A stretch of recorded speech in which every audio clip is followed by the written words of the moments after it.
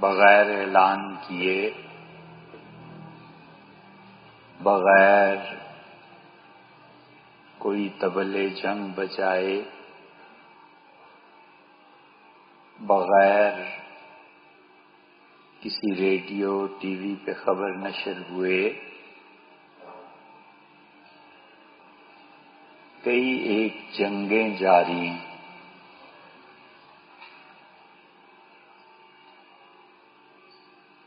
ایک جنگ ہے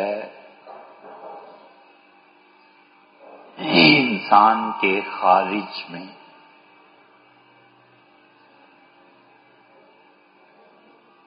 اور خارجی جنگوں میں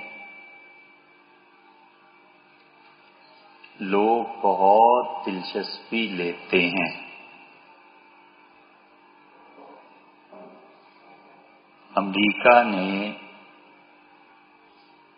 اور اس کے مفکرین نے بڑی خوشی سے یہ اعلان کیا کہ دنیا میں اب آخری تہذیب روس کے بعد امریکہ کی ہے اور یہی غالب رہے گی۔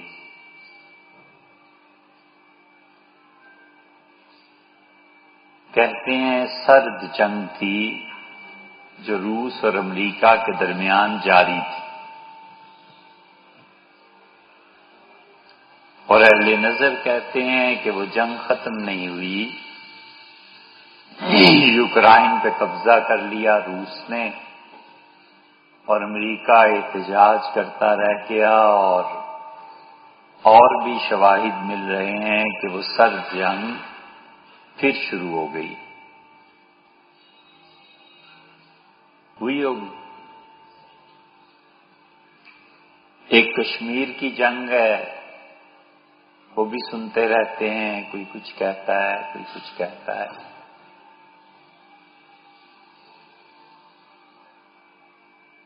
ایک جنگ خود عالم اسلام میں جاری ہے،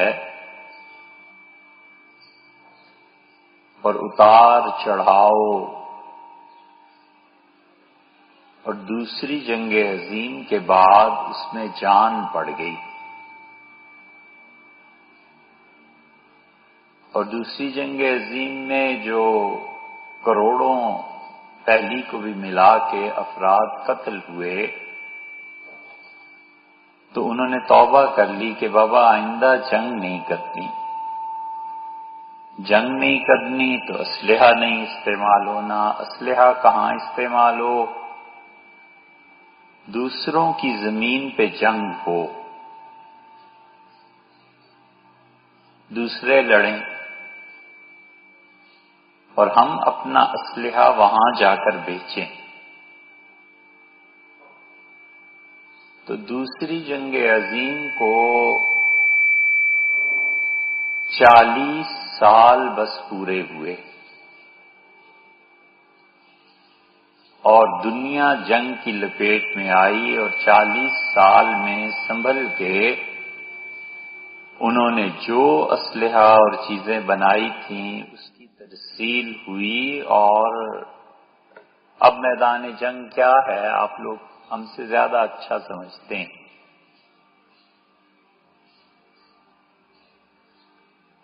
ایک جنگ انسان کے اندر بھی ہوتی ہے، اور یہ اندر کی جنگ جب ضمیر زندہ ہو تو روز نئے رنگ اختیار کرتی ہے۔ دل کچھ کہتا ہے، دماغ کچھ کہتا ہے۔ دل اور دماغ میں باہمی مطابقت کا پیدا ہو جانا، یہ خدا کے غضب کو بھی دعوت دیتا ہے، اور اگر پازیٹیو سائیڈ ہو تو اس سے بڑی نیکی بھی کوئی نہیں، بہت بڑی نیکی۔ طبقات ابن سعد میں عمر بن عبدالعزیز رحمۃ اللہ علیہ کا قول ایک جگہ آیا ہے، انہوں نے کہا کہ سب سے اچھی نیکی اور آسان مجھے وہ لگتی ہے جس میں میرا دل خود اس کام کرنے کو تیار ہے۔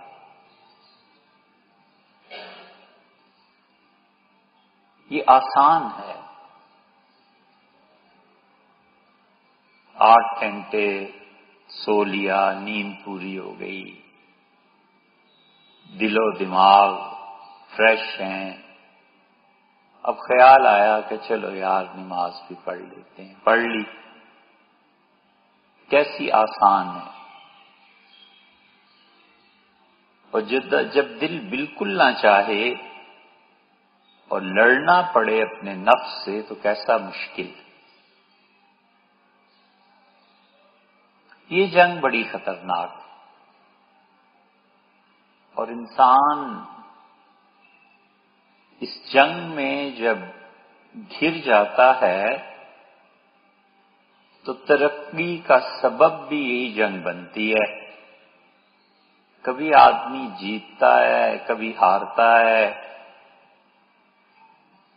اور اس جنگ میں بہت سے پہلو ایسے ہیں جن پہلوؤں پہ اگر نظر چلی جائے تو نفس کچلا جاتا ہے۔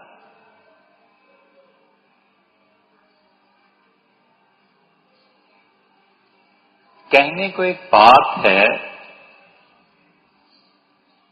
کہ انسان کے اعمال اللہ کے سامنے پیش کیے جائیں گے۔ اللہ تعالی میں اور انسان میں ظاہر میں کوئی مناسبت نہیں۔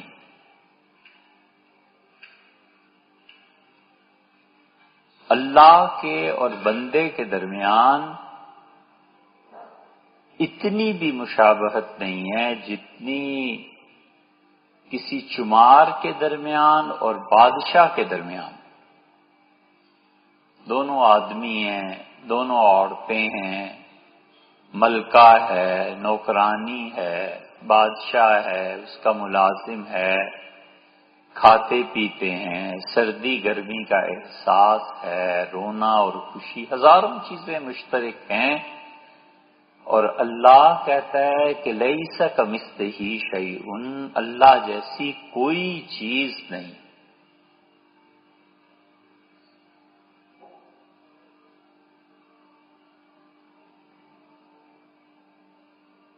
بہت سے لوگ یہ جملہ بولتے ہیں کہ اگر میں ہوتا تو ایسے کرتا۔ بھئی آپ ہوتے کیوں؟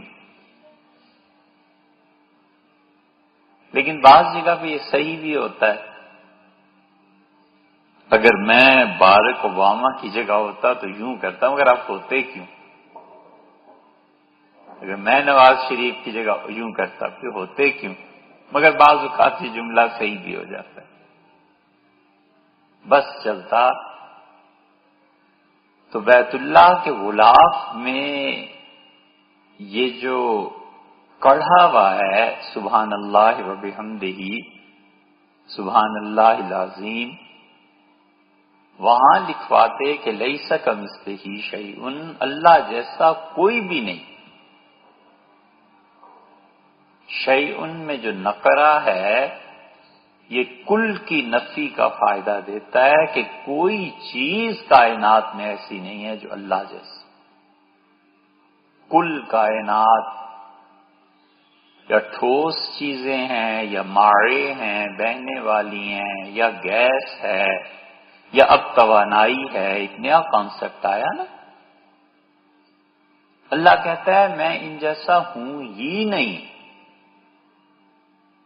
انسانی عقل اور انسان کا شعور جتنا یہاں آ کے بے بس ہوتا ہے اور جتنا تھپڑ لگتا ہے اور جتنا رسوا ہوتا ہے، دنیا کا کوئی معاملہ علم کی بڑی سے بڑی تحقیق کی بڑی سے بڑی اور علمی بساط پر مشکل سے مشکل مسئلہ ایسا نہیں ہے جتنا یہاں پہنچ کے اپنی درماندگی، بے بسی اور اور شعور کے مٹ جانے اور شکست کھانے کا احساس ابھرتا ہے کہ وہ کہتا ہے لیس کمثلہ شیء، اس جیسی کوئی چیز نہیں ہے۔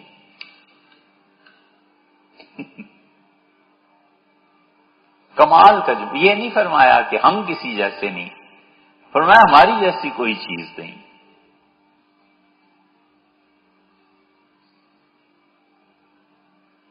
کہ ان میں جھگڑا ہوا اہل حدیث حضرات میں، اور ایک طرف یہ غزنوی اور لکھوی خاندان تھا اور ایک طرف باقی حضرات تھے صفات باری تعالی کے متعلق۔ تو شاہ سعود ٹھہرے کہ وہ فیصلہ کریں گے، تو شاہ نے جب سنا تو اس نے سارا کچھ سن کے کہا کہ ھذا یوافقنا، یہ ہمارے مسلک کے مطابق ہے نا۔ بادشاہ یہ نہیں کہا کہ ہمارا عقیدہ یہ، اس نے کہا یہ ہمارے موافق، فرق پڑ جاتا ہے۔ اللہ تعالی کا کلام حقیقی بادشاہ ہے تو کہتا ہے کہ لیس کمثلہ شیء، کوئی چیز اس جیسی نہیں ہے، یہ بھی نہیں کہا ہمارے جیسی نہیں، اس لیے کہ کبھی محبت میں اشارہ اور کنایا تصریح سے بڑھ جاتا ہے۔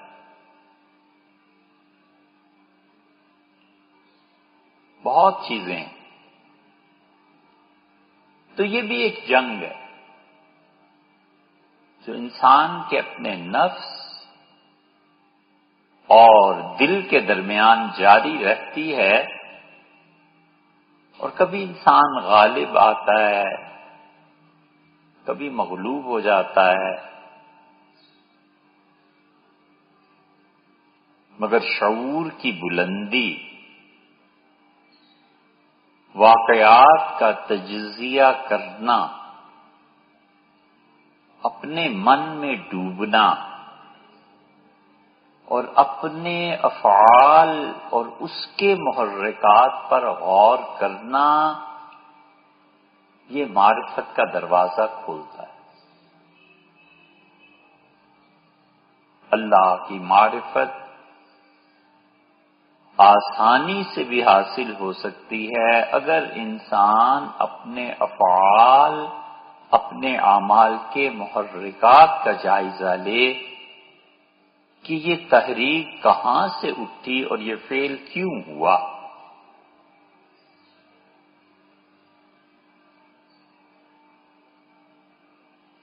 اور اللہ تعالی کو جیسے کہ وہ خود کہتا ہے کہ اس جیسی کوئی چیز نہیں ہے،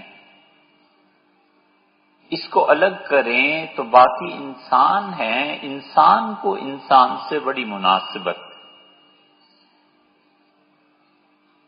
شرماتا ہے انسان سے،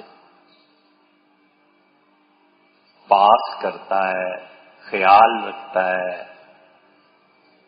نفرت کرتا ہے، انسان انسان کی وجہ سے مارا بھی جاتا ہے اور انسان انسان کی وجہ سے بن بھی جاتا ہے، یہ سب ہوتا ہے۔ اور انسان کو یہ پتا ہو کہ اس کے اعمال اللہ کے سامنے پیش کرتے ہوتے ہیں، تو یہ اس فرق کی ایک مثال ہے، تو انسان اتنا نہیں گھبراتا، خیال ہی نہیں آتا۔ اگر یہ خیال جم جائے کہ اللہ دیکھتا ہے، یہ خیال جم جائے کہ اللہ تعالی واللہ علی کل شیء شہید، اللہ ہر چیز پہ گواہ ہے،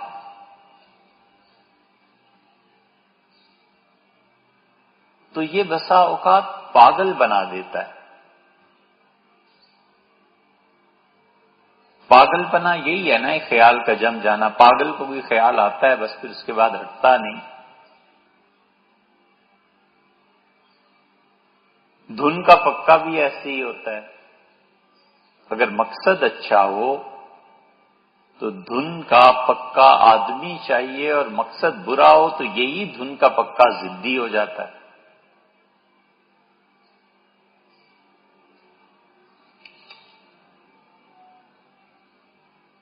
ضد کو ہندی میں کیا کہتے ہیں؟ ہٹ.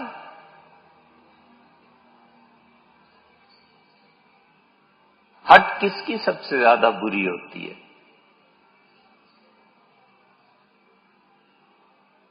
اکبر بادشاہ، یہ جو مغل تھے نا، ان کی جو نجی مجلسیں تھیں، جو دربار تھا، اس کی باتیں تاریخ میں کئی جگہ آتی ہیں کہ آج بادشاہ نے یہ پوچھا، آج بادشاہ نے یہ کہا، ہم نے یہ کہا. شاید اب بھی کیبنٹ کا جو اجلاس ہوتا ہے وزیر اعظم کرتے ہوں ایسی باتیں، یا نہیں کرتے ہوں؟ یہ مغل بڑی قیمتی باتیں بھی کرتے تھے. اس سے پوچھا اکبر نے کہ ہٹ، ضد کس کی بری ہے؟ تو ابو الفضل نے جواب دیا کہ ہٹ بچے کی بری ہے. ہٹ کی 3 قسمیں ہوتی ہیں نا. ایک ہوتی ہے بادشاہ کی ہٹ، راج ہٹ. بادشاہ ضد کر بیٹھے، پوری دنیا سمجھائے ایک طرف، اور بادشاہ سلامت کی ضد ایک طرف، کس ملک کو فتح کرنا ہے.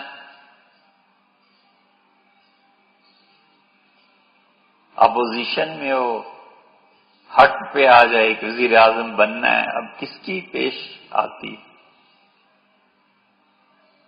ایک ہوتی ہے تریا ہٹ، عورت کی ضد. عورت کی ضد بھی گھر کو تباہ کر دیتی، کوئی علاج نہیں. مرد جب اپنے آپ کو بڑا سمجھنے لگے اور عورت جب ضد پہ آ جائے تو اس کا کوئی حل نہیں. دنیا کا کوئی ایسا مسئلہ نہیں جس کا حل نہ ہو، مگر اس کا حل بھی کوئی. دونوں کی تہ میں ایک ہی چیز ہے، اور وہ ہے انا. عورت بھی تو ضد کرتی ہے کہ میں جو کچھ کہہ رہی ہوں نا یہ سب صحیح ہے، اور مرد جب یہ اپنے تفوق، برتری، اس کا احساس، بات ایک ہی ہے انا کی، میں.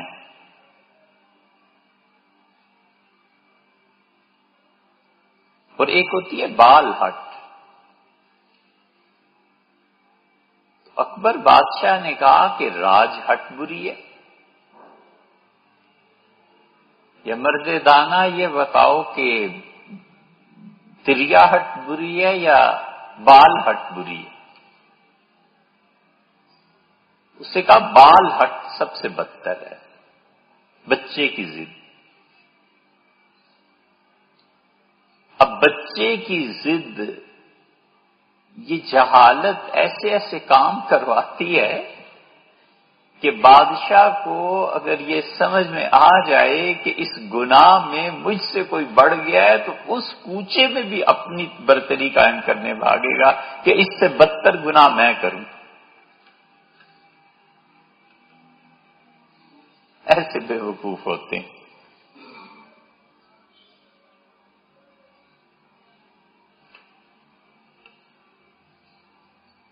اس کے بھی بہت قصے ہیں.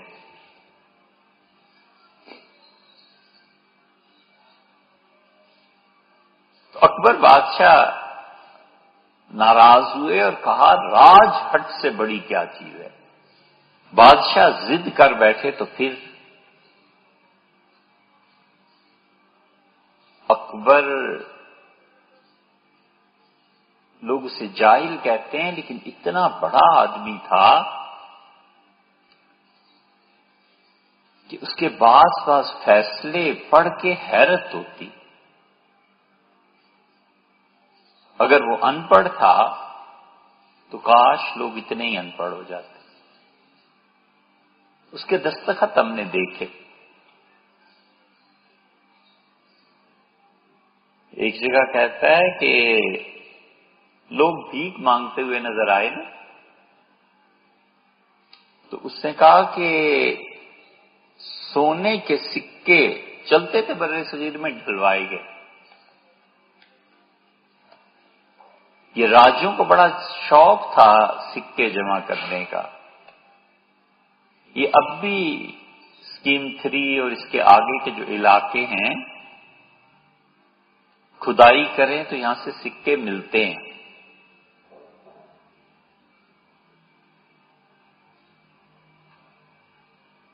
ایک راجا تھا، اس کے بڑے خزانے یہاں دفن تھے، سارنگ نام تھا، ہندو۔ تو اکبر بادشاہ نے کہا کہ ہندوستان میں بھکاریوں کو ختم کرنا ہے کہ بھیک کوئی نہ مانگے۔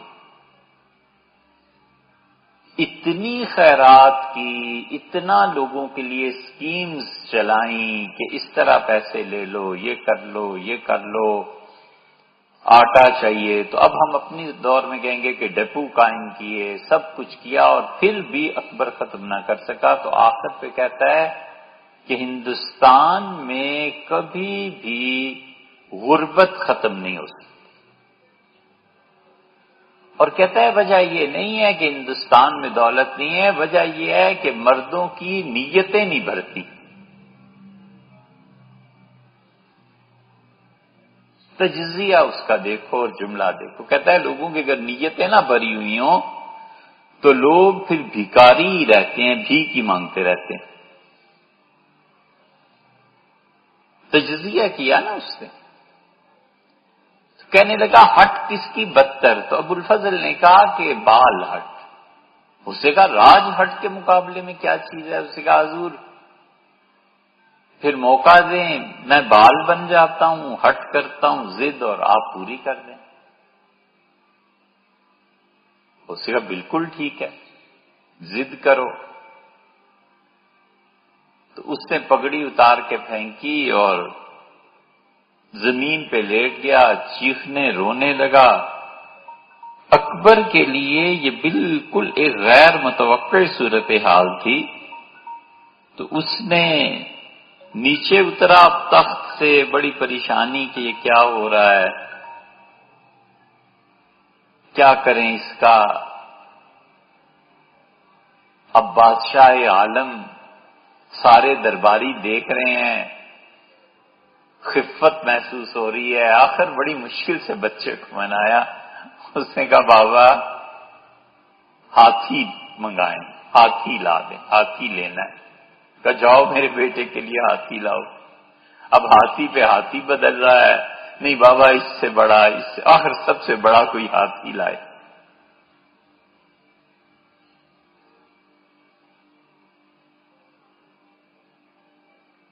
اب وہ پھر روئے جائے، اس کا بیٹا اب کیا ہوا ہے؟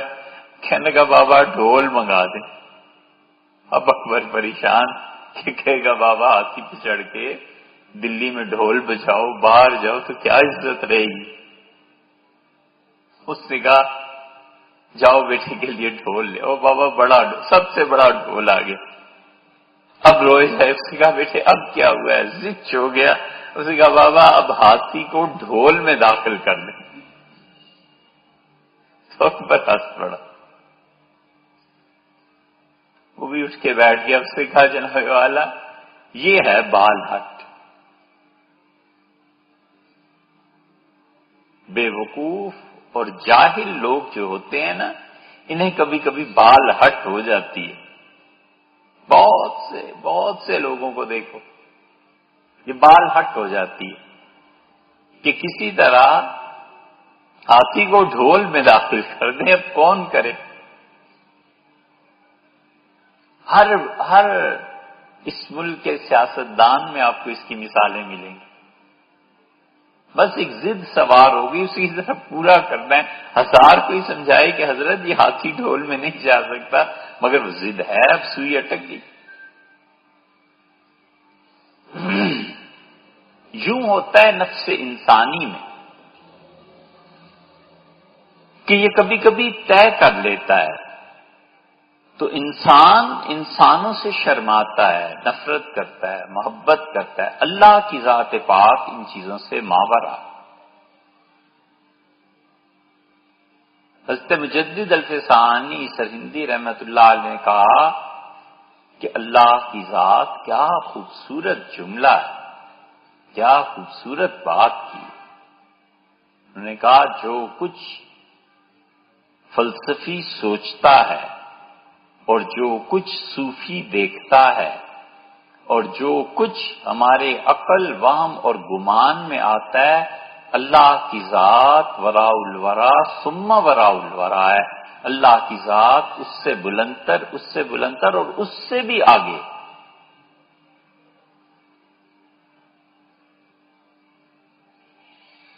یہ وراء الورا کی اصطلاح جو حضرت مجدد رحمت اللہ علیہ کے یہاں آئی ہے نا، یہ شیخ علاء الدولہ سمنانی رحمت اللہ علیہ کی ہے. علاء الدولہ سمنانی رحمت اللہ علیہ پہ وحدت الشہود کا انکشاف ہوا تھا. وہ ایسا زبردست انکشاف تھا کہ انہوں نے سمنان ایک جگہ ہے ایران میں، اب بھی ہے، اب بھی حضرت کا مزار ہے. ان پر جب ان مقامات کا انکشاف ہوا نا،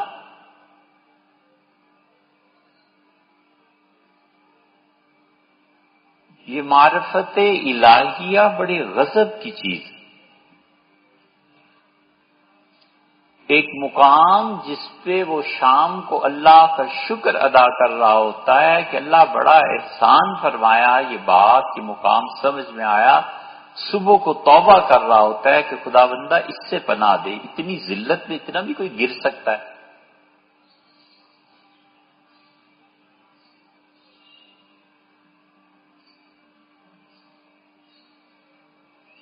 معرفت ایسی ہی چیز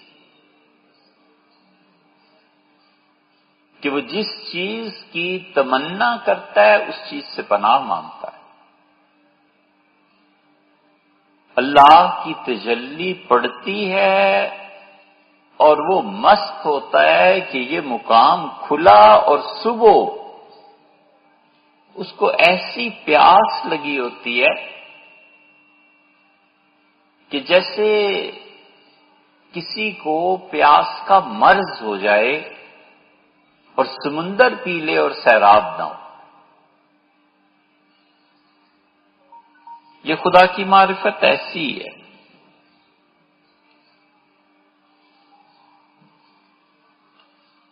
شمس جو تھے نا، شمس کا پورا دیوان ہے.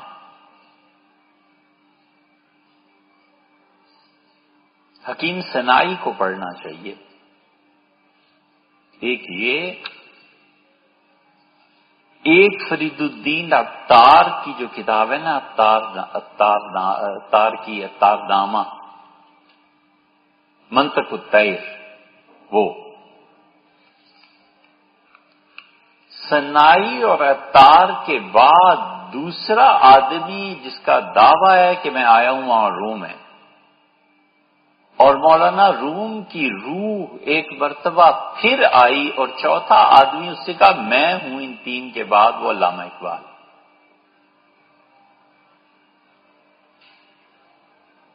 رومی بالکل صاف کہتے ہیں کہ عطار اور سنائی کے بعد اگر کوئی شخص آیا تو میں.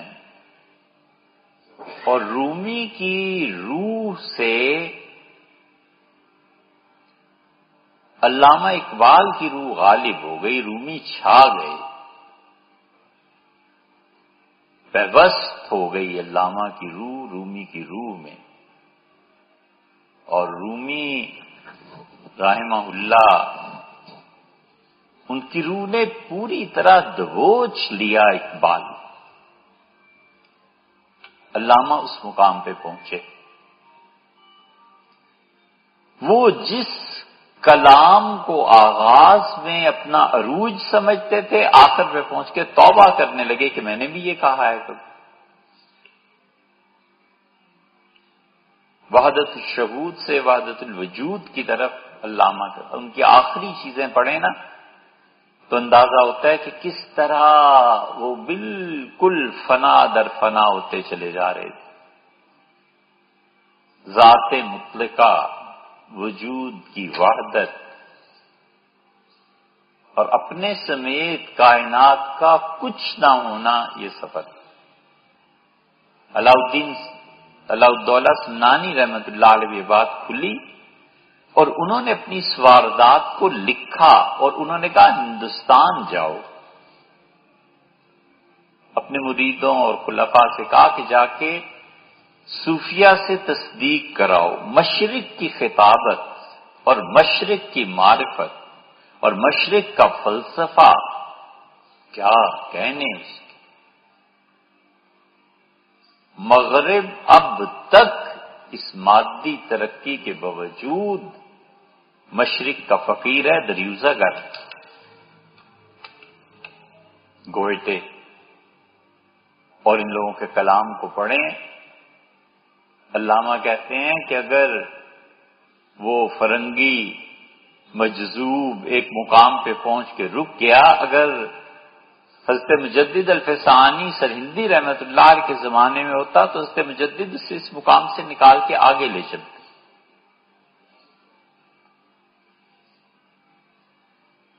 تو علاؤالدولہ سمنانی رحمت اللہ علیہ نے اپنے خلفاء کو ہندوستان بھیجا کہ جاؤ اور وہاں صوفیوں سے تصدیق کراؤ، یہ چیز مجھ پہ کھلی.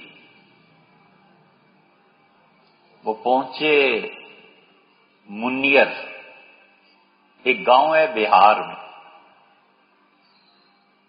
بہار میں شیخ شرف الدین یحییٰ منیری رحمت اللہ علیہ حیات تھے. حضرت نے ان کی ان چیزوں کی حرف بہ حرف تصدیق کی اور فرمایا یہ واردات بالکل ٹھیک.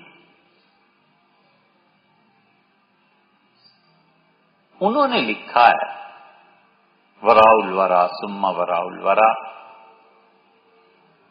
پھر اس مطالعے کی تصدیق ایک مرتبہ حضرت مجدد رحمت اللہ سے ہوئی، بڑی خوشی. حضرت مجدد رحمت اللہ نے اپنے پیر و مرشد خواجہ باقی باللہ رحمت اللہ علیہ کو لکھا ہے کہ علاؤالدولہ سمنانی رحمت اللہ علیہ کا کلام، ان کی باتیں مجھ تک پہنچتی ہیں اور میں بڑا متاثر ہوں ان سے. تو اندازہ ہوا کہ وہ حضرت کے یہاں یہ اصطلاح وہیں سے آئی.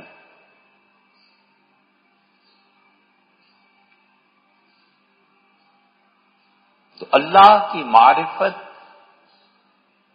بہت فرق ڈال دیتی ہے انسان میں، اور وہ جو ضد ہے نا وہ ٹوٹتی ہے اور بھرم کھلتا ہے. اگر اللہ کے وجود اور رویت اور معیت کا احساس مستقل ہو جائے تو انسان ہوش و حواس کھو بیٹھے، کاروباری زندگی نہ چلے. مگر انسان انسانوں کے ساتھ زندگی گزارتا ہے، کبھی یہ خیال کبھی وہ خیال، کبھی ادھر کی سوچنا کبھی ادھر کی سوچنا. انسانی نفس ریاضت اور کثرت عبادت سے جب ٹوٹتا ہے تو راحت بھی چاہتا ہے، اور اس وقت اس کی راحت کی معراج ہوتی ہے جب صوفی مباح کاموں میں پڑ جائے.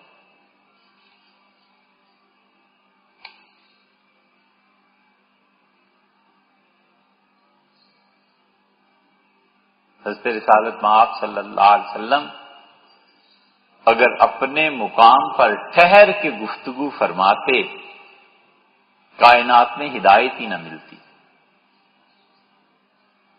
ان کا مقام اتنا بلند تھا کہ ان جیسا مقام کائنات میں کسی کو ملا بھی نہیں. حضرت مجدد رحمت اللہ علیہ کا ایک ہے کشف. انہوں نے لکھا ہے کہ حقائق انبیاء علیہ السلام سے کعبۃ اللہ کی حقیقت زیادہ ہے. پھر ان کے اس کشف کی بات کی خواجہ آدم بن نوری رحمت اللہ علیہ نے. پھر مکہ مکرمہ گئے، پھر ان پہ کفر کا فتویٰ لگا. پھر اس کفر کے فتوے کی بھی تردید ہوئی.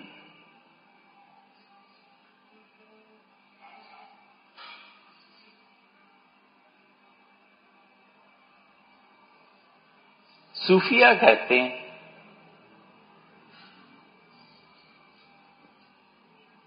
انبیاء علیہ السلام، یہ صوفیوں کے علاوہ بھی بات ہے، یہ جو معرفت کا خدا کی پہچان کا، ایک ہے جاننا اور ایک ہے پہچاننا، دونوں میں فرق ہے نا. آپ جانتے ہیں کہ یہ ٹیبل لکڑی کا بنا ہوا ہے، اور آپ کو اور مجھے اگر پہچان نہیں ہے کہ یہ کس لکڑی کا بنا ہوا ہے تو پہچانے نہیں، جانے ضرور.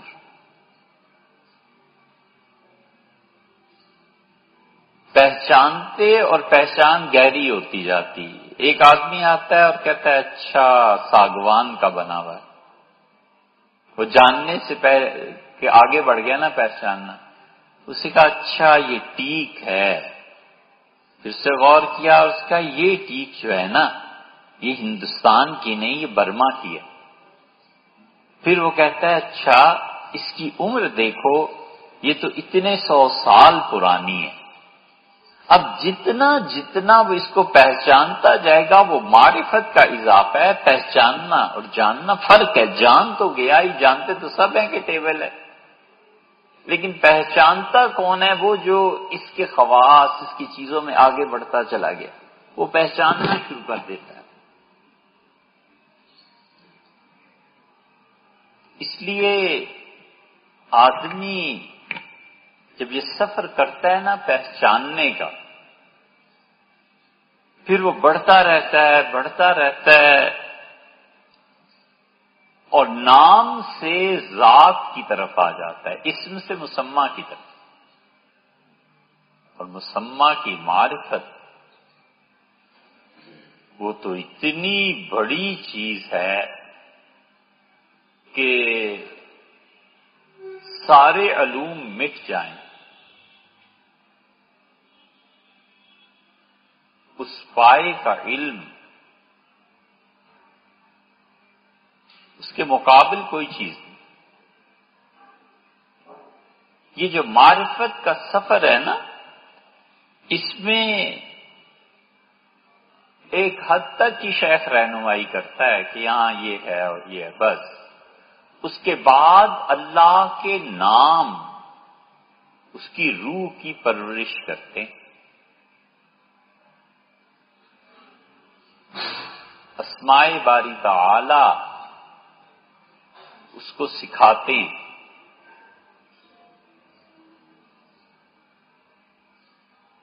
باری تعالی کے اسماء کی تجلیات پڑھتی ہیں، اور وہ تجلیات اتنی قوی ہوتی ہیں کہ انسان کو پھر بظاہر صوفی کسی کام کا نہیں رہتا، اور حقیقت میں وہی کام کا ہوتا ہے.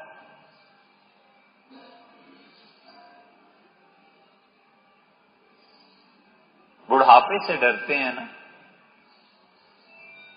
بوڑھا ہو گیا.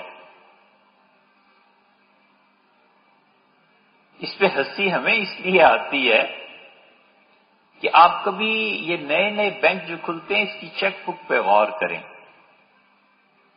کتنے خوبصورت چیک بناتے ہیں، ڈفرینٹ کلرز لاتے ہیں، چیک کا پیپر کاغذ اسے بہترین کرتے ہیں، نقش و نگار اچھے کرتے ہیں. اب یہ 1 کروڑ کا چیک ہے اور بینک میں گئے اسے دینے کے لیے، اب رونے لگا کہ یار اتنا خوبصورت چیک دے رہا ہوں، اوہ ظالم، اس کے مقابلے میں جو کچھ آ رہا ہے وہ بھی تو دیکھو۔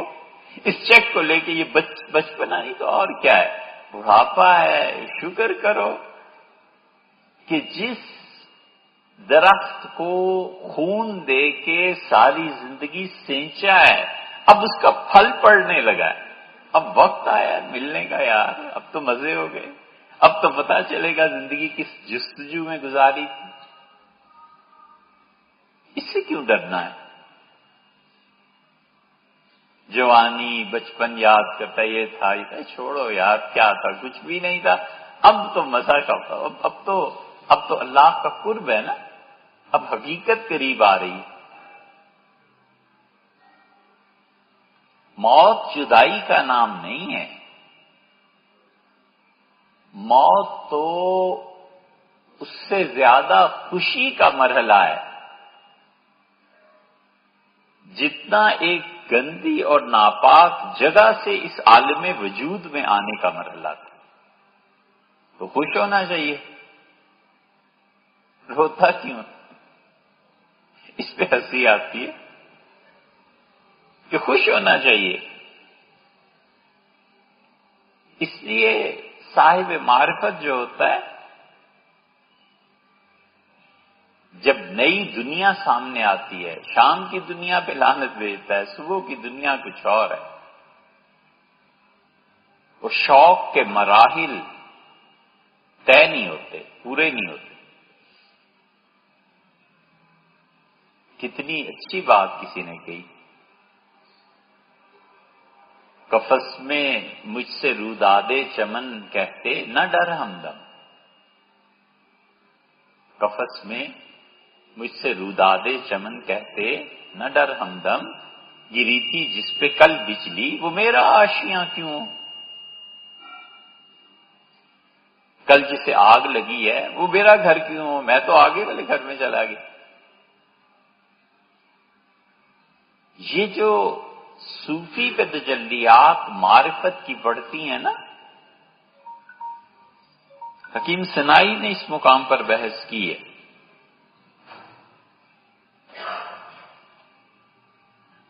بڑی گہری بحث۔ یہ بانو قدسیہ نے جو راجہ گدھ لکھی ہے نا کتاب، اور یہ اشفاق صاحب جن بابوں کا ذکر کرتے ہیں، انہوں نے کچھ تھوڑا بہت وہیں سے لیا ہے۔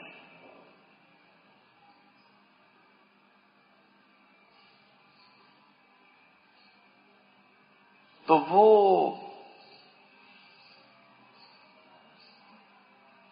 جب تجلیات حکیم سنائی، سید سلیمان ندوی رحمۃ اللہ اپنے سفر نامے میں لکھا ہے کہ 3 آدمیوں کو شاہ افغانستان نے دعوت دی، افغانستان کے بادشاہ نے، کہ ہمارے یہاں کے نظام تعلیم مرتب کریں۔ سید سلیمان ندوی رحمۃ اللہ علیہ نے 1933 میں یہ سفر کیا ہے، اور انہوں نے اس میں جو لکھا اس میں سے ایک چیز یہ بھی لکھی کہ اگر افغانستان کے علماء دین میں اس طرح قائم رہے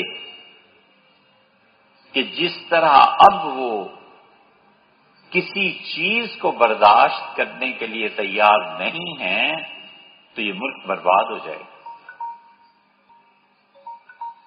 نہیں چل سکے گا۔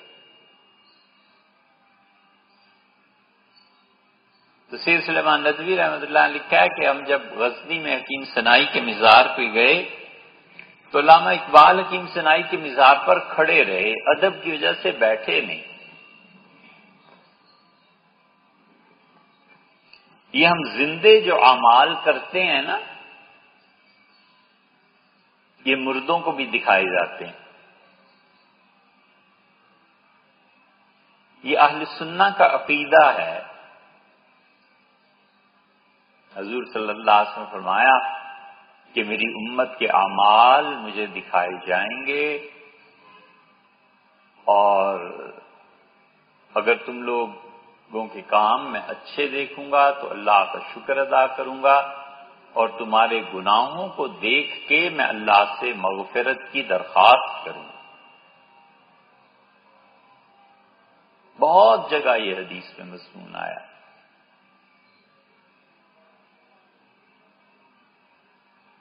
ایک روایت میں آیا ہے کہ میں حوض کوثر پہ ہوں گا اور تم لوگ میرے سامنے آؤ گے اور میں یہ کہوں گا کہ میرے دوست آ گئے، اور فرشتے ماریں گے پکڑ کے اور کہیں گے کہ انک لا تدری ما احدثوا بعدک، آپ نہیں جانتے کہ آپ کے بعد آپ کی امت میں آپ کے ان دوستوں نے کیا گڑبڑ مچا دی.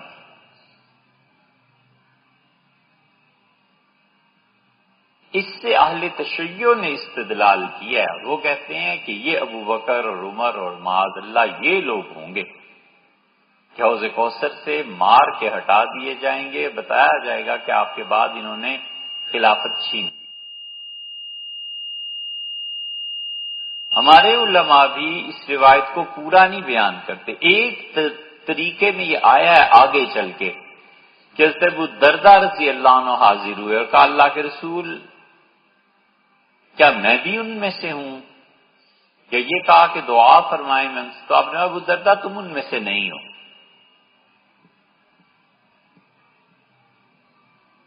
یہ وہ لوگ تھے حقیقت میں جو سیدنا ابو بکر رضی اللہ عنہ کے زمانے میں ارتداد میں چلے گئے. تو رسول اللہ صلی اللہ علیہ وسلم کا یہ کہنا کہ ابو الدرداء تم ان لوگوں میں سے نہیں ہو، اس کا مطلب یہ ہے کہ آپ کو علم ہو گیا تھا. تو اگر علم ہو گیا تھا اور ابو الدرداء کو کہا کہ تم ان میں سے نہیں ہو، تو ابو بکر اگر ان میں ہوتے تو اپنا مسلح انہیں دے جاتے.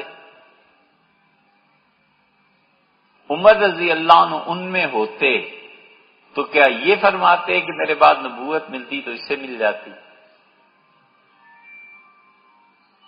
تو اعمال پیش کیے جاتے ہیں. حضرت ابو الدرداء رضی اللہ عنہ کہتے تھے کہ میں اللہ کی پناہ مانگتا ہوں کہ میں کوئی گناہ کروں اور پھر میرا گناہ عبداللہ ابن رواحہ کے سامنے آئے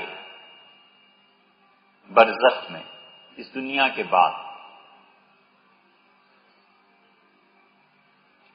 یہاں جو کچھ ہم کرتے ہیں نا وہ وہاں بتایا بھی جاتا ہے کہ یہ ہے تمہاری اولاد جس کے لیے اتنا کچھ چھوڑ کے مرے، یہ ہیں اعمال تمہاری اولاد کے، تم آ گئے ہو اور بیٹا دیکھو کیا کر رہا ہے اور بیٹی. اور حدیث میں یہ بھی آیا ہے کہ وہ استغفار بھی کرتے ہیں اور اللہ سے دعا بھی مانگتے ہیں کہ اللہ اس سے توبہ کی توفیق دے.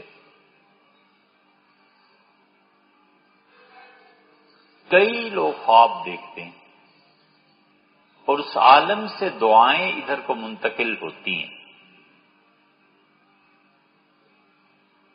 اللہ جانے لوگ کیسے اس کا انکار کرتے ہیں. حتیٰ کہ ہمارے شیخ ابن تیمیہ رحمۃ اللہ علیہ نے اپنے فتاوی میں بھی اس کو لکھا ہے اور کہا ہے کہ بالکل ایسے ہوتا ہے اور اعمال پیش کیے جاتے ہیں. عمومی طور پر اہل سنہ اس طرف گئے ہیں کہ حضور صلی اللہ علیہ وسلم کو امت کے اعمال پیر اور جمعرات کو دکھائے جاتے ہیں. پھر ایک بحث ہوئی ہے کہ پیر اور جمعرات کے کو اعمال اللہ کو دکھائے جاتے ہیں. حضور صلی اللہ علیہ وسلم متعلق یہ غلط نسبت ہو گئی ہے، لیکن بہرحال ابھی تک تو یہی سامنے آتا ہے کہ یہ دونوں ہی روایات اپنی اپنی جگہ پہ ہیں. اور نہ بھی ہو، رسول اللہ صلی اللہ علیہ وسلم کے سامنے بغیر کسی دن کے تعین کے بھی اعمال پیش کیے جاتے ہیں. اہل تشیع بھی اسے مانتے ہیں، اہل سنہ کے ہاں بھی یہی ہے. ہم سب کے عقیدے میں یہ چیز شامل ہے. اور صوفیوں کے ہاں تو بہت زیادہ ہے، بہت. کہ حضور صلی اللہ علیہ وسلم کے سامنے کوئی عمل پیش کیا گیا اور آپ نے کہا کہ اسے نکال دو، اور آپ نے فرمایا کہ اسے بٹھاؤ، اس کو آنے دو، اس کو نہ آنے دو. ایسی بہت سی چیزیں.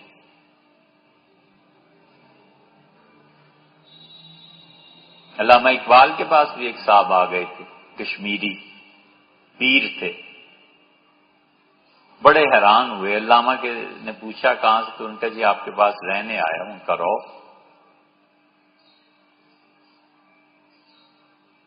تو اگلے دن جب جانے لگے تو انہوں نے کہا علامہ میں نے آپ کے یہاں کوئی خاص چیز دیکھی نہیں۔ انہوں نے کہا میں نے کب کہا ہے کہ ہمارے یہاں کوئی خاص چیز؟ اس نے کہا میں آپ کو پڑھتا تھا، اب بھی پڑھتا ہوں، میرا خیال تھا کہ اب بالکل وہ مختلف شخصیت ہوں گے جو میں نے دیکھا ہے۔ تو ان کا پھر انہوں نے کہا میں فلاں خانوادے سے تعلق رکھتا ہوں اور فلاں گدی سے میرا تعلق ہے۔ جملہ اس نے اچھا کہا، اس نے کہا اب ہمارے اندر بھی کچھ نہیں رہا، باپ دادا جو محنت کر کے گئے تھے ان کی پینشن کھا رہا ہوں۔ ہوتا یہی ہے کہ سالک کبھی کبھی ان تجلیات سے حصہ پاتا ہے جو پچھلے مشائخ نے محنت کی ہوئی ہوتی ہے۔ اسے ہی کہتے ہیں انتقال نسبت، کہ نسبت منتقل ہو گئی، چلو چھٹی ہوئی۔ اللہ کسی کی نیکی کو ضائع نہیں کرتا، سوال ہی نہیں پیدا ہوتا۔ اس کی نیکی اور نسبت کو سنبھال لیتا ہے۔ کئی صدیوں بعد کوئی آتا ہے اور اسے نصیب میں لکھ دیتا ہے، کہتا ہے اس کی امانت یہ پڑی ہوئی تھی، چلو تم لے لو۔ خدا کو بھی پتا ہوتا ہے اس سے اتنی محنت کہاں کرنی ہے، تو باپ کی دولت بیٹے کو دے دیتے ہیں۔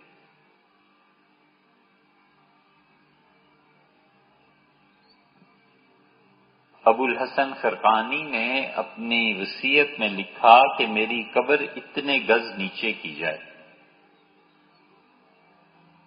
کھدائی ہوئی، بہت نیچے ان کی قبر بنی۔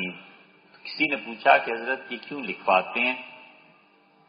انہوں نے کہا کہ بایزید بستامی رحمت اللہ علیہ کی نسبت مجھے ملی ہے، اور جس کی نسبت مجھے ملی ہے شرم آتی ہے کہ قبر اس سے اونچی ہو۔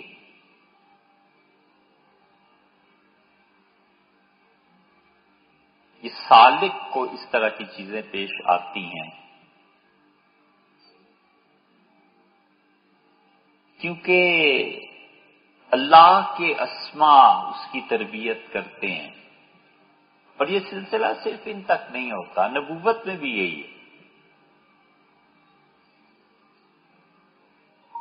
حضرت رسالت مآب صلی اللہ علیہ وسلم کے متعلق یہ کہا جاتا ہے کہ حضور اقدس صلی اللہ علیہ وسلم کی روح مبارکہ پر اللہ تعالی کی تجلیات پڑیں، اور نبی کریم صلی اللہ علیہ وسلم کی روح نامعلوم مدت، کروڑوں اربوں سال تک اللہ کی 4 صفتوں کی تجلیات پڑتی رہیں۔ یہ تجلی پڑتی رہی کہ اللہ تعالی کا علم، اور خدا کا علم خدا کی بہت بڑی صفات میں سے، اور کہتے ہیں کہ اللہ کی صفت علم کی تجلیات حضور صلی اللہ علیہ وسلم کی روح پہ پڑی، اور پھر اللہ کی دوسری صفت نور کی تجلیات پڑی، حتیٰ کہ روح مبارکہ نور بن گئی۔ یہ خالص تصوف کا مسئلہ تھا جسے لا کے عقیدے میں گھسیڑ دیا کہ نور ہیں کہ بشر ہیں۔ وہ یار وہ تو بالکل ہی الگ ایک چیز ہے۔ حضرت مجدد رحمت اللہ کا خیال یہ ہے کہ شہودی نسبت کی تجلیات پڑتی رہی، اور بعض قدرت کو کہتے ہیں کہ اس کی تجلیات پڑتی رہی۔ یہ قدرت کا مسئلہ بڑا نازک ہے کہ اس کے آگے پھر تصرفات چلتے ہیں، پھر اس پہ فرقے مرتب ہوتے ہیں، اس لیے بڑی نازک بحث ہے۔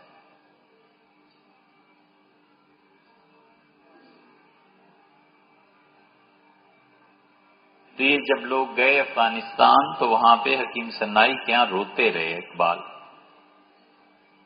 کھڑے رہے اور روتے رہے بس۔ سید سلیمان ندوی رحمۃ اللہ علیہ کہتے ہیں پھر ہم وہاں سے چلے۔ مولانا روم کی جو روح تھی نا یہ چھا گئی اقبال،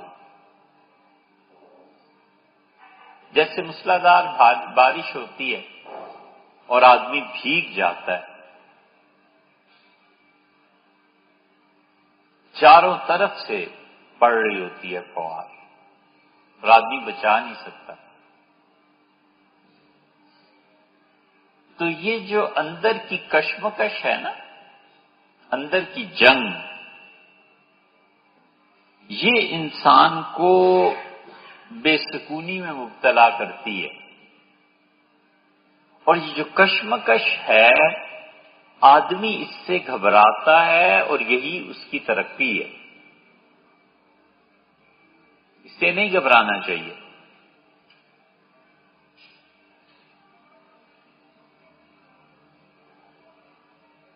اسپن کرتے ہیں کسی چیز کو، اور جس چیز کو کیا جا رہا ہے نا اس کو اگر زبان مل جائے تو وہ 100 بار توبہ کرے کہ میری جان چھڑاؤ،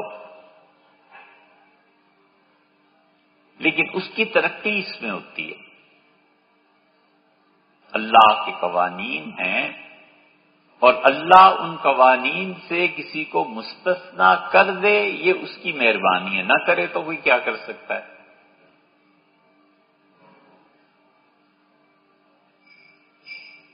پھرتا ہے فلک برسوں تب خاک کے پردے سے انسان نکلتا ہے۔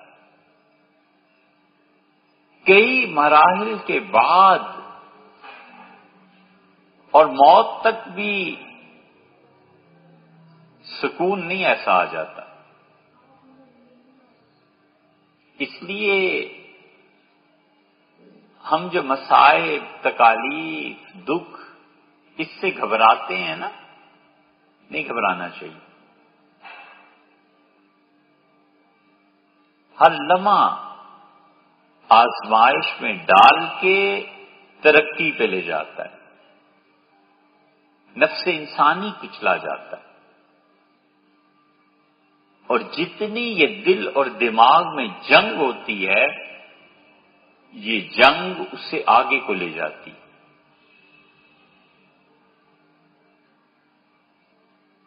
حتیٰ کہ یقین کی دولت نصیب ہو جاتی ہے بس۔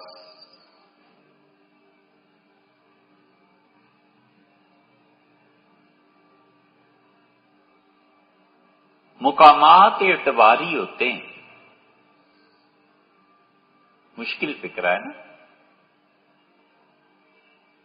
حدیث میں بڑی فضیلت آئی ہے پہلی صف میں نماز پڑھنے والوں۔ کون سی پہلی صف؟ ایک صف وہ ہے جو امام کے پیچھے، محراب کے پیچھے ہے، اور نمازی جمعے میں 10,000 ہو گئے باہر کھلے روڈ پہ، سڑک پہ، جنگل میں، باہر کے چمن میں، باغ میں جو نماز پڑھ رہا ہے وہ شاید ادھر سے 10ویں صف مسجد کے نکلے تو وہ پہلی وہاں کی صف سے جا کے ملے۔ وہ پہلا صف ہے یا نہیں؟ پہلی صف ہے یا نہیں؟ وہ بھی تو پہلی ہی صف ہے، جنگل میں ہے، اور یہ پہلی صف محراب کے پیچھے ہے، اور اوپر جو گیلری میں ہے لامحالہ 4-5 صفوں کے بعد گیلری کی اوپر جا کر پہلی صف بن رہی ہے۔ پہلی صف کسے کہیں گے؟ وہ بھی پہلا ہے، یہ بھی پہلا ہے، یہ بھی پہلا ہے۔ یہی ہوتا ہے۔ بڑی اولاد کون سی ہے؟ عمر میں وہ کہتے ہیں وہ بڑا ہے،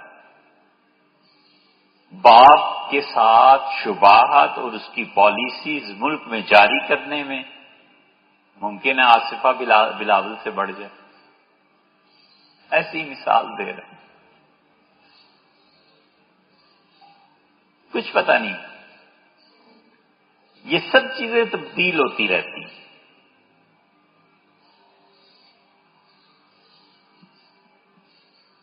آدمی کے لیے اتنی جہتیں ہیں، اتنی زیادہ میدان ہیں کہ اللہ کسی کو چنتا ہے اور بڑی خطرناک چیزوں کے لیے منتخب فرما لیتا ہے۔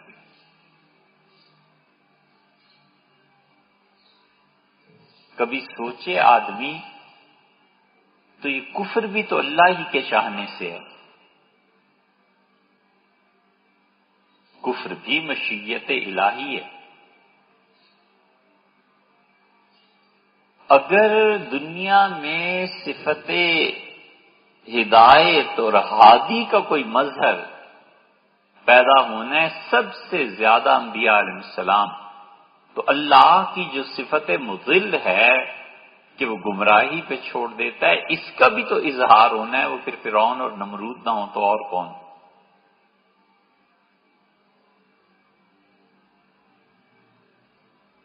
اس لیے ہم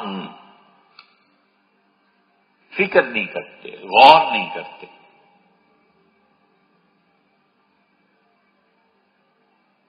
غور کریں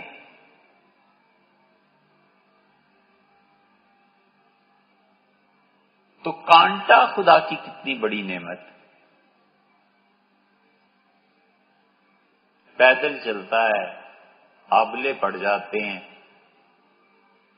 آبلہ گرم ہوتا ہے، پانی اس کے اندر، پاؤں جلتا ہے، اور کانٹے پہ اگر آبلے کا منہ آ جائے اور وہ پھٹ جائے اور پانی گرم اس سے نکل جائے اور صرف کھال باقی رہ جائے تو کانٹا کیا خدا کی رحمت سے کم ہے؟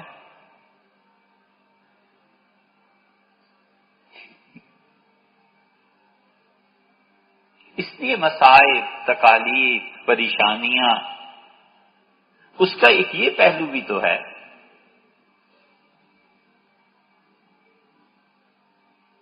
یہ نہیں کہا جا سکتا کہ آدمی کوئی شکریہ ادا کرنے لگے، مگر یہ کہ سمجھے تو صحیح۔ حضور صلی اللہ علیہ وسلم پہ جب کوئی مصیبت، تکلیف آتی تھی اور خوشی کی کوئی کیفیت آتی تھی تو ایک جملے کے اضافے کے ساتھ دونوں ایک ہی ہے۔ آپ فرماتے ہیں الحمدللہ علی کل حال، ہر حالت میں اللہ کا شکر ہے، خوشی میں بھی اور غم میں بھی کہتے تھے، اور غم میں ایک جملہ بڑھا دیتے تھے کہ وَأَعُوذُ بِاللَّهِ مِنْ حَالِ أَهْلِ النَّارِ، اور اللہ البتہ جہنم والی جو حالت ہے نا، میں اس سے تیری پناہ مانگتا ہوں۔ ہر حال میں تیرا شکر ہے، مگر وہ جو ہے نا اللہ، اس سے تیری پناہ مانگتا ہوں۔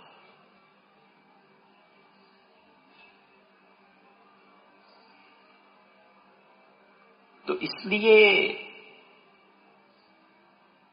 پریشان ہونا چھوڑے، آگے کو چلے۔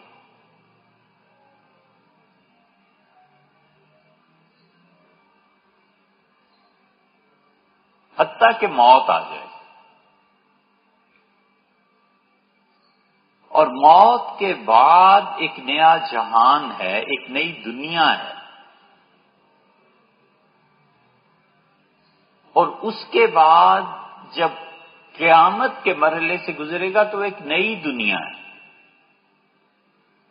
اور جنت میں داخلہ اور اس سے پہلے اللہ کی رویت، وہ کمال کی چیز ہے۔ اور پھر جنت، اور جنت سے بھی بڑھ کے جو چیز ہے، اللہ نے کہا وَلَدَيْنَا مزید، اور جنت کے بعد بھی ہم کچھ عنایت فرمائیں گے۔ وہ جو عنایت ہے اس کی کوئی انتہا نہیں ہے، انفینٹی۔ وہ اللہ کی ذات میں ڈوب جانے کا سفر ہے۔ یہاں پہنچ کے گمراہی بھی شروع ہوتی ہے۔ یہ جو دارا شکو تھا نا، دارا شکو یہاں تک پہنچا تھا۔ یہ دارا شکو جو تھا بڑا پڑھا لکھا تھا، عذاب اس کے ساتھ مصیبت یہ ہو گئی تھی کہ اپنے دادے کا دین اکبر کا، یہ دین الہی پھر سے شروع کرنا چاہتا، بہت پڑھا تھا اس، اور ظالم جب یہاں تک پہنچا کہ اس نے کہا کہ قرآن کی آیات یہ اصل میں برہمنوں کی جو تعلیمات تھی ان سے لی گئی ہیں، تو اس پہ پھر کفر کی بات چلی، کیونکہ ایرانی حکومت کے بدلنے سے یہاں بڑا فرق پڑا۔ ایرانی انقلاب جو تھا نا، جہاں صفویوں کا غلبہ ہوا، اہل تشیع کا، تو اس انقلاب نے ہندوستان کو شدید متاثر کیا۔ ہم اب تک اس سے نہیں نکلے، کیونکہ ملا طاہر آ گیا تھا، اور یہ ملا طاہر کمال کا پڑھا ہوا تھا۔ اس نے بیجاپور کے لوگوں کو، بیجاپور کے بادشاہوں کو شیعہ کر دی، پھر اودھ والے شیعہ ہو گئے، پھر حیدرآباد والے شیعہ ہو گئے۔ یہ شیعت اتنی جلدی پھیلی ہے، چند سال میں۔ یہ احمد آباد، مودی نے جہاں پہ جو کچھ بھی کیا، یہ احمد آباد شیعہ ہو گئی۔ یہ ساری ریاستیں یکے بعد دیگرے جب شیعہ ہوئے ہیں، تو ادھر دارا شکوہ تھا۔ دارا شکوہ کے نزدیک رام اور رحمان دونوں برابر تھے، اور اگر اسے حکومت مل جاتی تو دلی شیعہ ہو جاتا۔ جب وہ شیعہ ہو جاتے تو پورے ہندوستان میں پھر شیعت کو روکنے والا کوئی نہ ہوتا۔ یہ جنگ تھی جو دونوں مملکتوں کے درمیان جاری تھی۔ شیعت اتنی تیزی سے پھیلی تو بڑا کام کیا۔ اورنگزیب سنی تھا، اس نے کہا اہل سنہ مٹتے چلے جا رہے ہیں، اور اگر والد پہ اثر ہے بیٹی کا، شاہ جہان اپنی بیٹی کے اثر سے نہیں نکلے، اس کا، اور یہ بڑا یہ تھا دارا شکوہ، تو اورنگزیب سمجھ گئے۔ اور اورنگزیب اپنی طبیعت، اپنی نسبت، یہ مجددی تھے، نقشبندی تھے، ایسے مجدد رحمت اللہ علیہ کے صحبت خواجہ معصوم صاحب رحمت اللہ،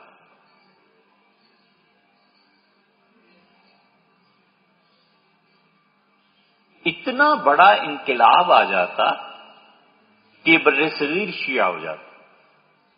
یہ جتنے شیعہ خاندان اب برصغیر میں دیکھتے ہیں، یہ اصلاً شیعہ نہیں تھے، سوائے ان کے جو ہجرت کر کے کہیں آئے ہوں تو آئے ہوں، وگرنہ یہ اکثر ہندوستان کے سید خاندان، ان کے آباء و اجداد اکبر اور بابر کے زمانے میں سب سنی تھے۔ یہ تو پھر ایران کا جو انقلاب آیا ہے اور تہماس پایا ہے، تو اس تہماس اس نے اپنی بیٹی ہمایوں کو دے دی، پھر ہمایوں کی مدد کی، لیکن ہمایوں کہاں آ سکتے تھے؟ ہمایوں کچھ بھی تھے تو سنی تورانی، اور یہ ان کے ہاں بیعت بھی ہوتی تھی۔ خواجہ عبید اللہ احرار رحمت اللہ علیہ کا رنگ تھا، جہانگیر کو اس کی پھوپھی نے، اکبر کی بہن نے بڑی شرم دلائی۔ اس کا بے شرمو، تم مشائخ کی اولاد ہو، بیعت شروع کرو، اللہ اللہ کرنا شروع کرو، یہ بادشاہت مٹ جانے والی چیز ہے۔ تو خود تزکے جہانگیری میں جہانگیر نے لکھا ہے کہ میں نے ایک آدمی کو بیعت بھی کیا، میں نے بیعت کا سلسلہ شروع کیا، یہ الگ بات ہے نہیں چل سکا۔ امیر تیمور گورگانی خواجہ عبید اللہ احرار رحمت اللہ علیہ کے مزار پہ زیارت کے لیے گئے تو امیر تیمور صبح صبح پہنچ گیا، جھاڑو دی جا رہی تھی، تو امیر تیمور گرد میں کھڑا ہو گیا۔ کسی نے کہا امیر ہٹ جائیں، مٹی ہے، سانس لینا دشوار ہو رہا ہے، تو اس سے کہا خواجہ عبید اللہ احرار کے کوچے کی گرد میری اولاد کو سلطنت دے دے گی۔ اللہ جانے اسے کچھ سمجھ آئی یا کیا ہوا، پھر سلطنت انہی کے یہاں رہی کئی سو سال تک۔ طہماسپ نے جانتا تھا نا، داماد بنا لیا ہمایوں کو، اور جب پتا چلا شیر شاہ سوری کو کہ اب یہ شیعہ علماء آ رہے ہیں، تو شیر شاہ سوری کی زندگی میں تو اس کی ہمت نہیں پڑی کہ آ جائے ہمایوں.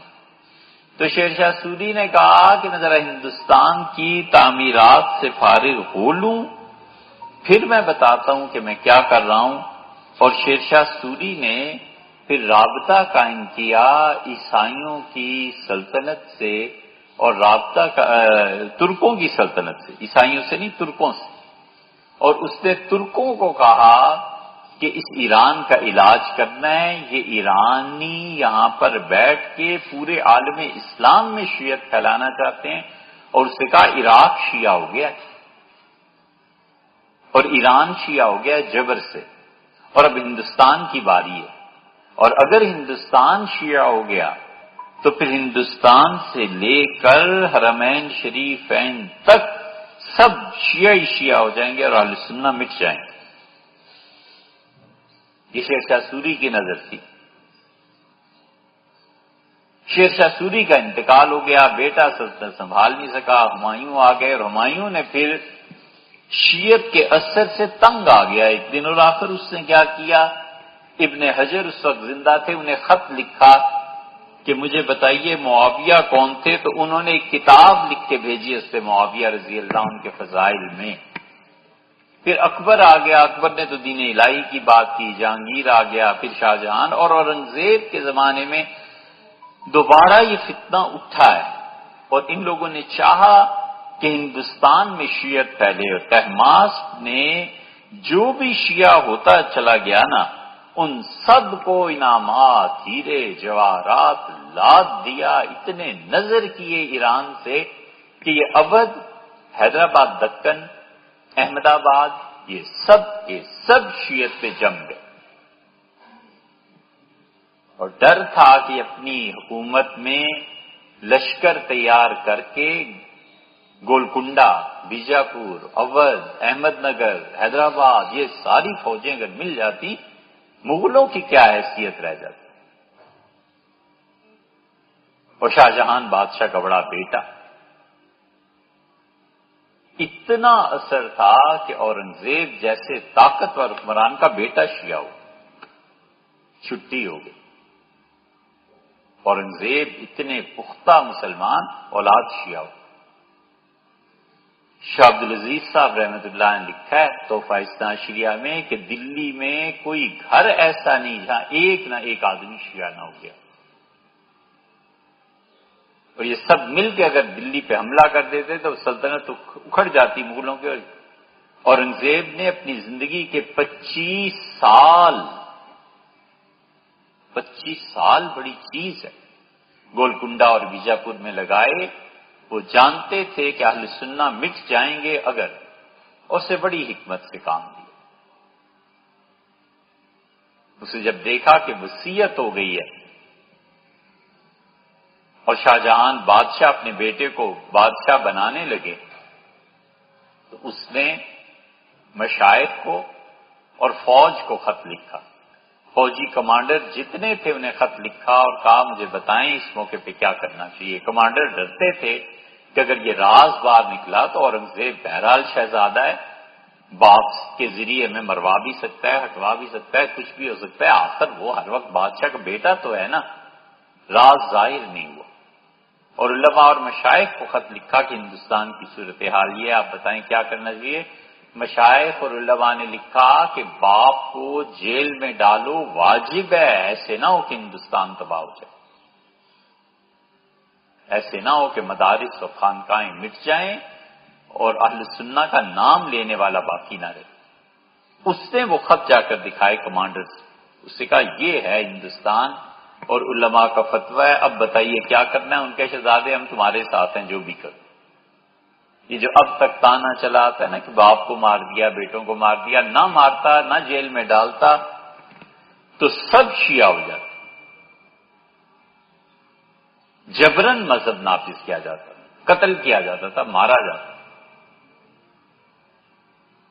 حضرت شاہ عبدالعزیز صاحب محدث دہلوی رحمۃ اللہ علیہ کے ایک مایا ناز شاگرد تھے، حیدر علی. حیدر علی نام کے کئی بزرگ اس زمانے میں گزرے. یہ حیدر علی فیض آبادی تھے. شاہ عبدالعزیز صاحب رحمۃ اللہ علیہ نے اپنے استاد سے اتنا تعلق تھا کہ 27 پارے تفسیر کے لکھے، 27.5 پارے اور 27 جلدوں میں لکھے۔ اس کی چند جلدیں نظرۃ اللبا میں ہم نے دیکھی تو وہ فارسی پڑھنی، شاہ عبدالعزیز صاحب رحمۃ اللہ علیہ کی جو فکر ہے اور حیدر علی صاحب کی فکر، اس میں کوئی فرق نہیں ہے، ایسے لگتا ہے ایک ہی مصنف لکھ رہا ہے۔ حیدر علی صاحب ایک یہ تھے، ایک حیدر علی ڈونکی تھے، ایک پھر فضل رسول تھے، ادھر مولانا اسماعیل شہید تھے۔ یہ سب کی علمی مباحث ہیں، اور حیدر علی یہ جو مولانا حیدر علی صاحب یہ جو تھے شاہ عبدالعزیز صاحب رحمۃ اللہ کے شاگرد، ان کی ایک سے ایک بڑی کتاب ہے رد شیعت میں۔ مگر اب کوئی تحقیق نہیں، ہم نے کئی بار سوچتے ہیں کاش کوئی آدمی ملے جو جلدیں اب بچ گئی ہیں 27 جلدوں میں، نہیں کوئی پڑھ لے، لکھ دے، تحقیق کر لے، چھاپ دے۔ شاہ عبدالعزیز صاحب رحمۃ اللہ علیہ کے قلم سے قلم ملا کے لکھا ہے۔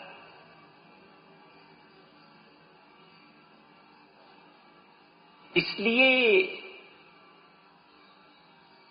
آپ اچھا کہیں یا برا، شیعت جہاں بھی آئی ہے نا، انہوں نے اقتدار چاہا ہے کہ اقتدار میں اثر و رسوخ ہو، حق بنتا ہے۔ اہل سنہ بھی جہاں آئے ہیں انہوں نے چاہا ہے کہ اقتدار میں حصہ ملے۔ عباسی، اموی، یہ صدیوں جو خاندان چلتے رہے ہیں، یہ حکومتی کے تو حصے ہیں بلا شبہ۔ حضرت معین الدین چشتی اور اجمیری اور یہ حضرت خواجہ قطب الدین بختیار کاکی اور حضرت شکرنج رحمہ اللہ وغیرہ وغیرہ، بڑا ان کا اسلام کی اشاعت میں ہاتھ ہے، لیکن ہم دیکھتے یہ صوفی کیسے اسلام کو پھیلاتے ہیں اگر ان کی پشت پہ مضبوط اسلامی حکومت نہ ہو۔ انہوں نے ایکٹیویٹیز کو کرنے کو کہا کہ کام کرو جی، ہم کچھ نہیں کہتے۔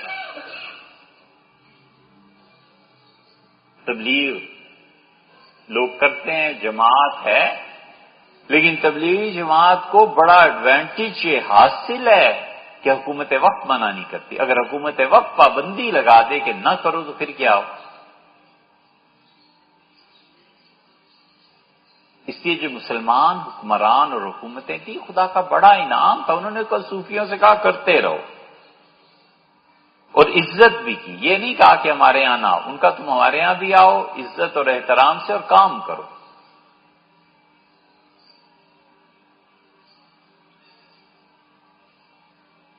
اچھا بھائی، لمبی بات ہو گئی، لیکن چلو دیکھو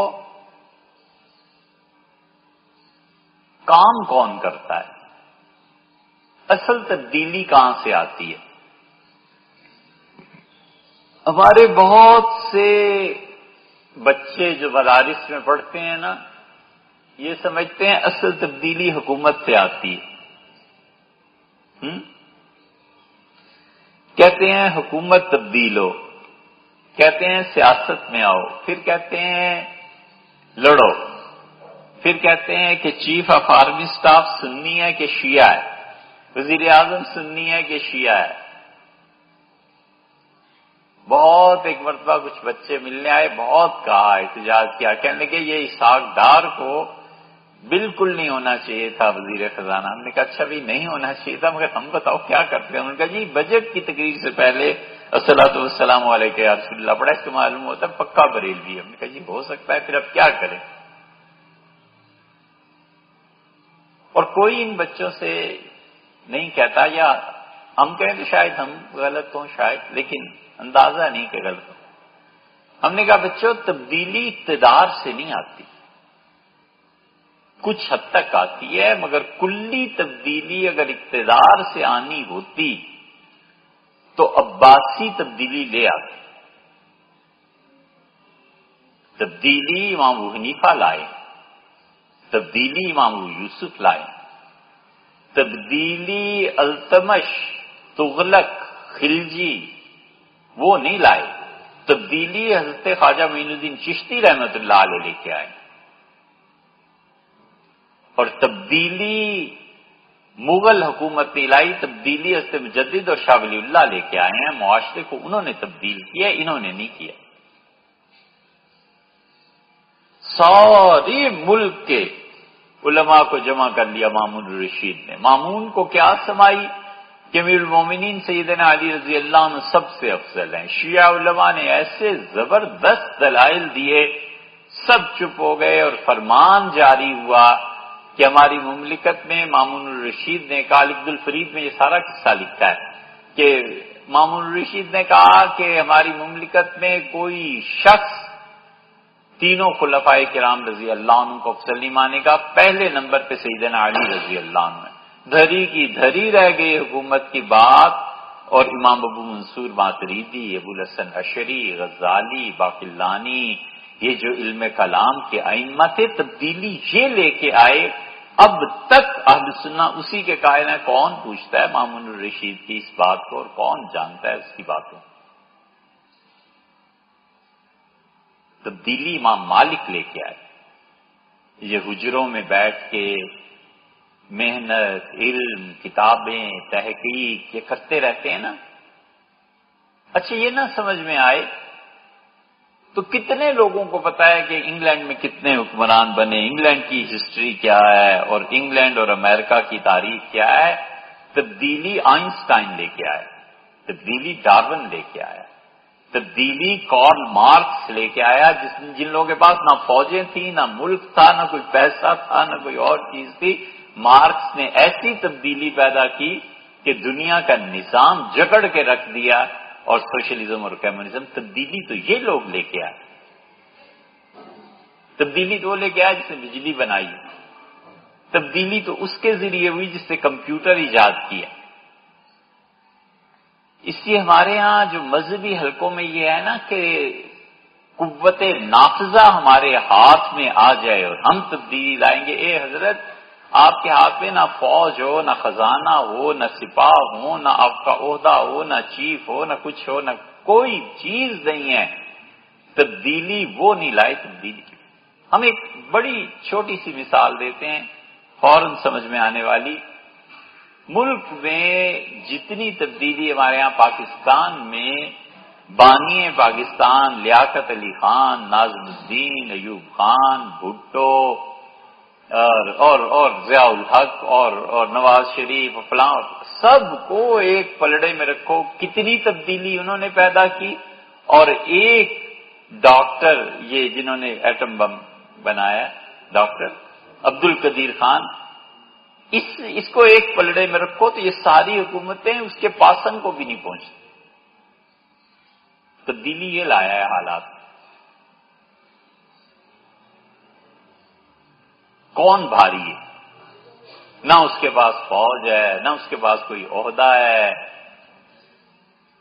اس نے اپنے علم کی بنا پر فوج اور پیسہ اور دولت اور حکمران سب کو جھکنے پہ مجبور کر دیا کہ جو میں کہتا ہوں وہ ہوگا۔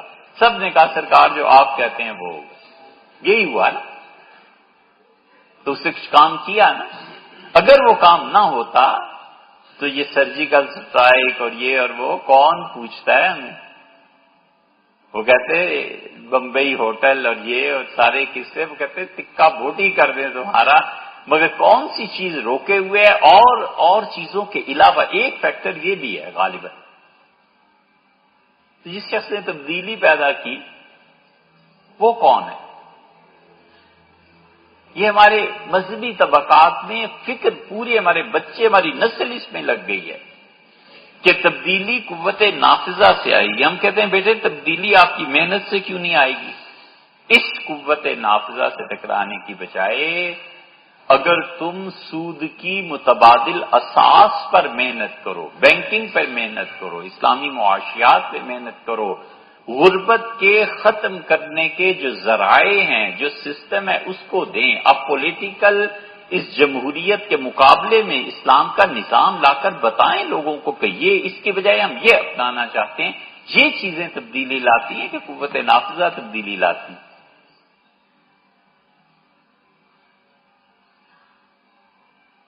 یہ چیزیں سمجھنے.